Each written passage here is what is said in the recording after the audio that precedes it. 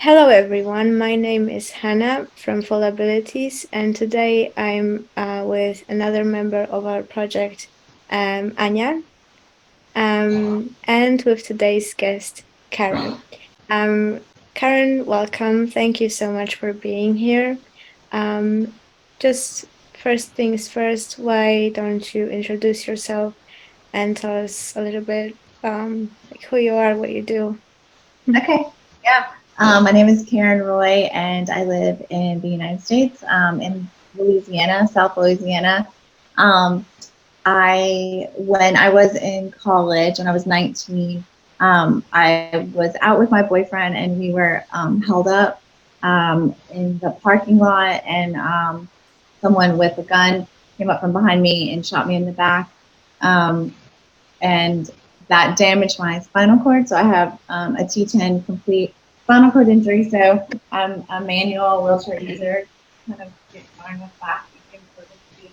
Um, I had to go back to college. I finished my undergrad degree in psychology, and then I got a master's in social work at Louisiana State University. And then I got married and had three kids after my spinal cord injury. They are 29, 25, and 22 now.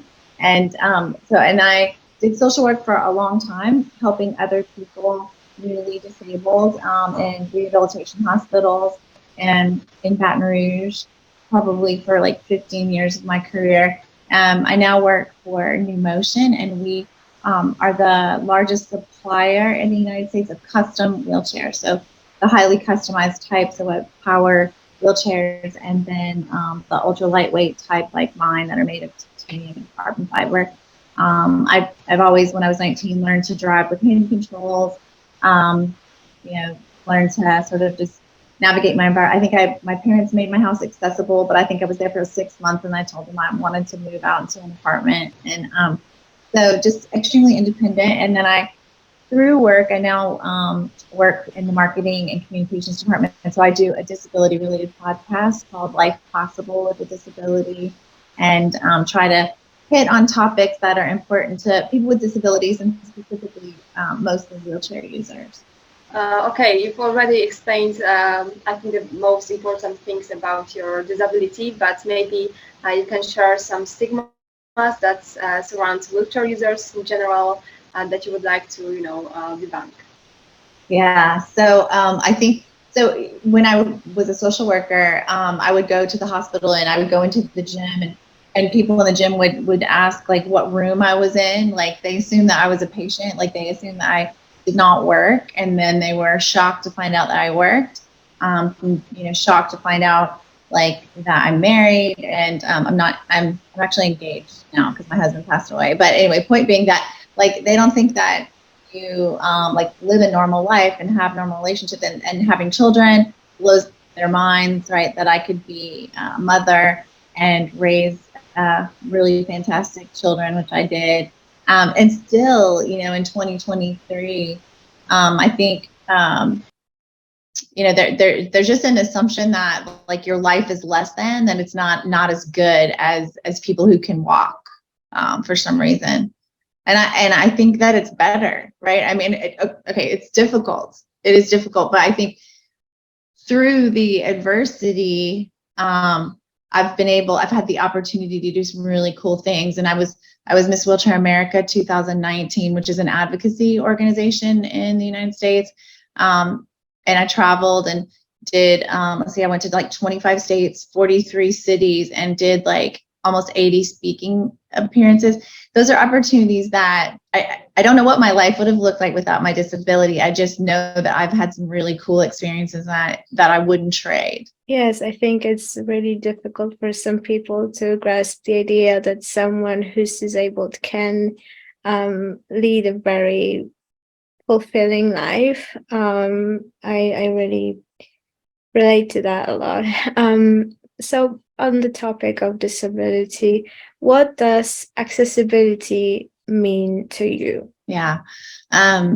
So I'll say this. So because I became disabled in 1987, and in the United States, we have the Americans with Disabilities Act, and that has helped to change a lot of things. So And even government buildings, and even the university that I attended, you know, they had like a board over steps that was, you know, slope was very steep. And I would have to have someone push me up. So I just would have to wait until someone volunteered to come behind the chair and push me up. Many times the bathrooms, like I couldn't get in. Still to this day, like you can go into a bathroom in a business and the stall door is too narrow for me to use. So, you know, just being able to like navigate the environment in a way that like I can do the things that everyone else does, right? I mean, and when it comes to businesses, like I'm a customer, I have a job, I have money to spend, right? So, but I can't spend money in your business if I can't get in the front door. And then if I can't use the bathroom, you know, hotel rooms and airplanes, and the list goes on and on and on to the barriers that there still are to the environment. And which is kind of crazy, because whether you're born with your disability or you become disabled when you're young, like you're going to get old at some point. Like disability could be in your future. It's one of those groups that anyone could join at any time. So, you know, a lot of times when they build houses, I notice like my front walk is slow. I built the house, it's sloped up. You can just as easily slope it as put 4 steps to get in, right? So a lot of times making it something accessible is not even that difficult, but it's something that people don't think about. You've mentioned planes, and we've seen that you travel a lot. So what are the difficulties that you usually face while traveling, and how do you think like the planes or airports could be improved so that it's easier for disabled people to travel? Yeah.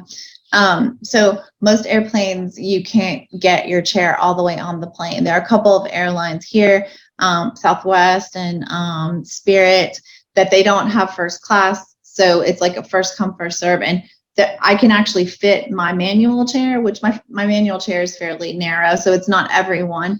But I did a talk yesterday with people, wheelchair users, people with brain injury and spinal cord injury. And we were talking about many of us choose those airlines because our chair will fit directly on the airplane. Once we're in the airplane, though, there's no fold-up chair for us to get to the bathroom. So I don't drink on the days that I travel. I don't eat or drink much for like a good 24 hours before I travel, because I cannot get up during that flight and go to the bathroom because they have nothing on board to roll me to the bathroom. If most airlines do have first class, and so they have to use these little tiny aisle chairs, and people, they have employees that help you onto this very small aisle chair. Most of them aren't trained to really transfer someone properly, so they will like pull on you. They drop people a lot. But one of the worst things that the airlines do is they are notorious for damaging wheelchairs. They throw them around like luggage, and these are highly customized chairs that when you arrive at your destination, if they destroyed it, it's like cutting my legs off. Like I have no way to move around if my wheelchair's been destroyed. They'll take big power chairs that are worth, you know, $45,000 and throw them on their side and throw luggage on top of them, and they're destroyed by the time you reach your destination. So we did pass a national law. It's called the Air Carrier Access Law, to give people with disabilities more rights, because a lot of times then when a complaint would be filed, they wouldn't do anything about it to get it repaired. That's gotten a little bit better, but power chair users want to be able to roll onto the plane in their chair and then have the chair locked down, because a lot of times the chair is built to support their posture, and without the chair, if they're transferred into like just a regular seat, they can't support themselves, they can fall forward. And so they're trying to now create these like lockdown systems where there could be a seat. If there's no one with a disability, a seat can fold out of the floor. But if a wheelchair user with a power chair or manual chair wants to stay in their chair, the seat could be folded into the floor of the plane, and then there's like a lockdown system. And so, I mean, that's what we want in the future. It's not currently what we have. And airports too, like they're just starting, the newer ones, like a place to change your clothes if you needed to. A lot of people would have to lay down, and So adult changing tables and things like that in one bathroom, at least one bathroom in the airport, and things like that. And there's people with invisible disabilities too now. Apparently there's some veterans with brain injury and other people who have disabilities not so obvious, like a wheelchair, can now go to customer service and get a tag, basically a lanyard that alerts all the airport staff that they have a disability that's not as evident, so that they can pre-board and get the services they need at the airport. Yes, I think with what you're saying with airports, but it's with many things that there's just lack of accessibility, which is very unfortunate. But so it's usually doesn't really come from a place of like malintent, but it's just something that bad people, they don't think about. And that's why I think disability awareness is very important. And you mentioned about was Miss Wheelchair America and the awareness it spreads. Do you think that kind of competition, that kind of event is really has a potential to have an impact on the awareness, and also has it impacted your life in any way? Yeah. So I found out about it. People had been telling me about this organization, and it's not a beauty contest. That's not something I would ever have done.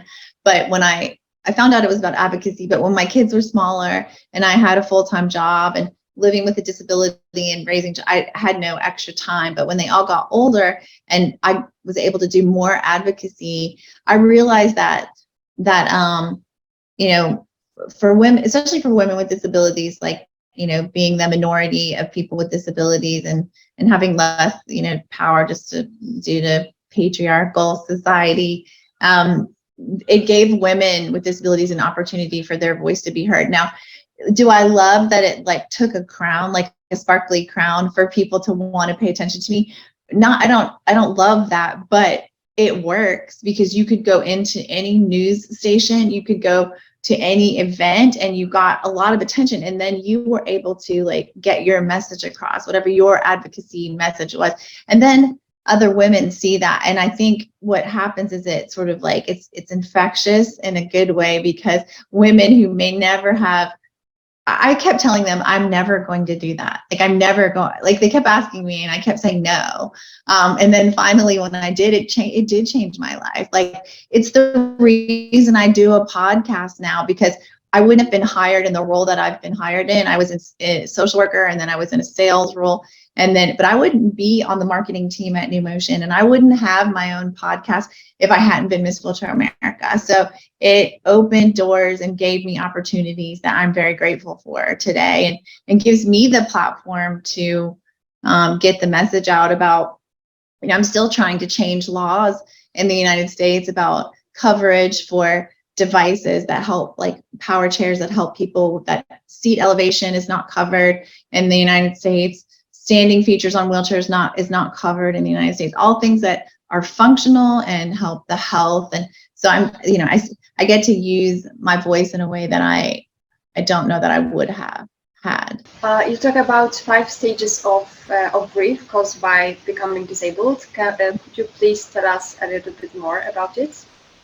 Yeah, so I mean, everyone knows about the Elizabeth Kubler-Ross, anyways, that she talks about the stages of grief when you lose someone, either you have a terminal illness or if someone dies. When you become disabled, whether it's progressive because of an illness or it's like mine was traumatic, a gunshot or a car accident, you have to grieve your old way of life, right?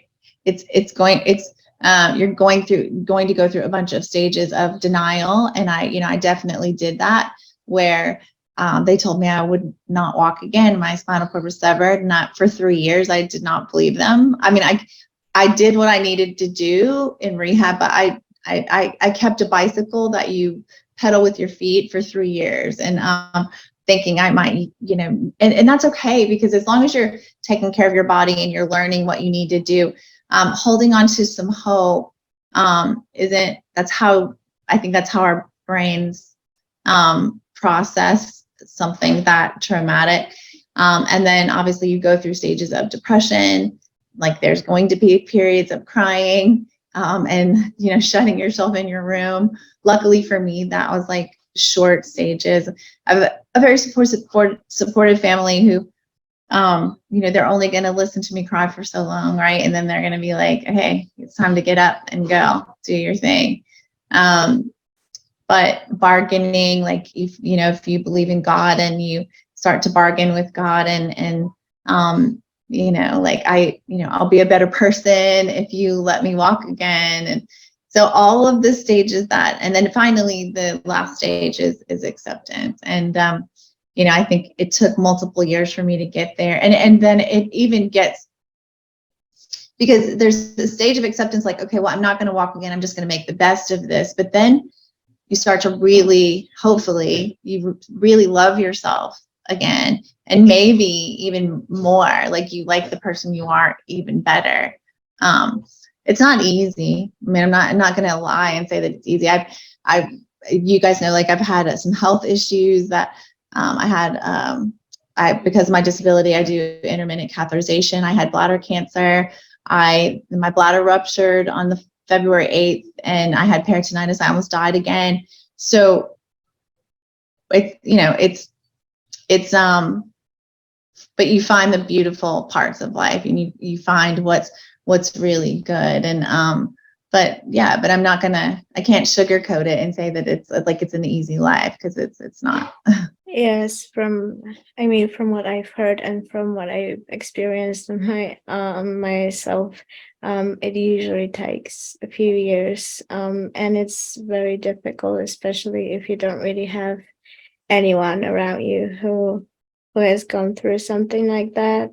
It makes you feel alone, but that's why I really love talking and listening to people, because it just makes me feel less alone, and hopefully that's what it does for other people too. That's beautiful. So do you mind when people ask you questions, and are there any topics that you consider very uncomfortable and inappropriate to ask? So I've gotten very much more open. I mean, at this point, I'm 54 years old. I've given birth to 3 children. So there aren't very many topics that I find completely, but people are very curious about, like, if a person with disability can have sex, if they can, and very curious about, like, well, you had children, and I'm like, yes, like all of those parts still work, like that didn't impact, my ability to, have, a sexual aspect to my life and to give birth to children and things like that. So sometimes they'll say things like in an elevator, right? Like, so that's not a question that's appropriate for certain settings, right? I think once you've gotten to know someone, and if someone has questions about it, like on a one-on-one basis, like I'm always happy to answer those questions. But like usually if somebody says, well, how did you get pregnant? Like in public, I might say something to the effect of, probably the same way you did, right? I mean, it's so I've learned to now, and I will say this too, it gets uncomfortable when I've had a lot of people like stop me in the grocery store and want to pray for me to be healed, like in the middle of like a grocery aisle. And that's really awkward, because like I am a person of faith, but if praying would fix this, I would have been walking a long time ago, right? So it depends on my mood or what's going on at the time. I mean, sometimes I let them pray for me. Sometimes I say, I'm really in a big hurry right now. Like, I appreciate it, but you can pray for me, like, on your own kind of thing. But they want to like lay hands on you, like right there. So, I've had my fair share of many awkward situations. I think awkward questions, like, just presented in the wrong environment. So you've mentioned your 3 children. So we would like to ask you, what are the difficulties that you would like to share that you need to face while being a parent? Right. So, I mean, obviously it helps to have a great partner, right, in raising them. So, and some people do, some people don't, but, or family at least, right? So if it's your parents, siblings, friends, whatever, it takes a village to raise a child. But I figured it out, like, I didn't have in 1987, no internet, like I had. And then being in South Louisiana, I was the only woman I knew with a spinal cord injury. I think later as the years went on, I met a few more. But when I got pregnant and became a parent, I didn't have anyone to I couldn't look at their example. But I figured out, like, when they were infants, like, I would dress them on the bed, and that was not like a dressing table because that was too high. So I would change their diapers just like on the edge of the bed. I could get them in the infant carrier on the bed and then put the infant carrier on my lap. And then I could push my wheelchair with the infant carrier out to the car and then hook it into the car to go places. And so I would hook the baby in and then put my wheelchair in the car and go. They can, when they get to be toddlers, they start to learn I would put them on my lap to roll around the house and do things, and they get their balance like earlier than other babies, because you're kind of like propping them up on you, and then they kind of, when you push a baby to do something like that, they sort of like learn to sit up earlier. But if the baby was crying, and then you can use the infant carrier right on your chest, and then that makes your hands are free to push the wheelchair, to do the laundry, to do the dishes and all that kind of stuff. And then they learn to climb up on your chair as soon as they can climb, and then and plop themselves on your lap. And now if they're in trouble and you have to chase them, like that happened many times, where they figured out that they could, like, once they could run and then like climb up on a bed, that they would like try to get as far away from me as possible. And then maybe I could grab a limb and, but there wasn't anything that I came across where I'm like, I hated that parks and things weren't accessible then, because I couldn't go, like, so I just had to watch from a distance while they went to go swing or on the slide and things like, and I had to let other adults like maybe take them to go do those things while I sort of watched from a distance. That was, I wish that would have been different, but I was a room mom. I was taught Sunday school for them. Like, there wasn't much that I didn't do with my kids, and I loved it. So the last question I have for you today is there anything else you would like to add that you think is important but we haven't covered today?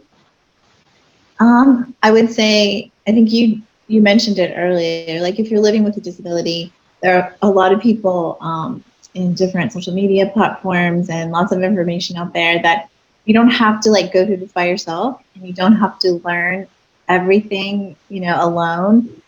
Anything that you want to do, whether it's snow skiing, or I've done skydiving, or like there's pretty much having a baby, or going to a certain country, right? I mean, I've traveled to Europe, and you can call ahead. I mean, you can find people there that are going to tell you where to go and what's accessible in that city, and make friends. Like, like, I get to meet you guys today. Like, I think this is so amazing and so cool. But the other thing is that if we don't advocate for ourselves and for laws and things that protect us and that protect accessibility, that protect the equipment that we use, that keeps us independent, we have to continuously fight for those things. And it takes people using their voices, with their government, with their insurance company, or with even a local business. Sometimes it means calling the news. I mean, when there's an injustice happening against people with disabilities, and pushing for visibility in the media and in mainstream media. I love that different companies now are using like Paralympic athletes and other people with disabilities as models, and in movies and TV. But it needs to go further than just like what shows on the outside, right? Disability employment within companies. So I'm very visible for New Motion right on the outside, but pushing for disability inclusion on the inside for all job roles. It takes some work, right, to make things better. Okay, that's all from us for today, I think. Thank you so much for this interview. It was amazing. Thank you for sharing your story. I think that both disabled and non-disabled people will be able to get some inspiration out of it. So thank you once again. Yeah, and we highly recommend checking Karen's social media, and all of the links will be in the description box. So yeah, I think that's all for today. Yeah, have a nice day, everyone, Yeah, and thanks for see you having in me. the next interview. Goodbye. Thank you.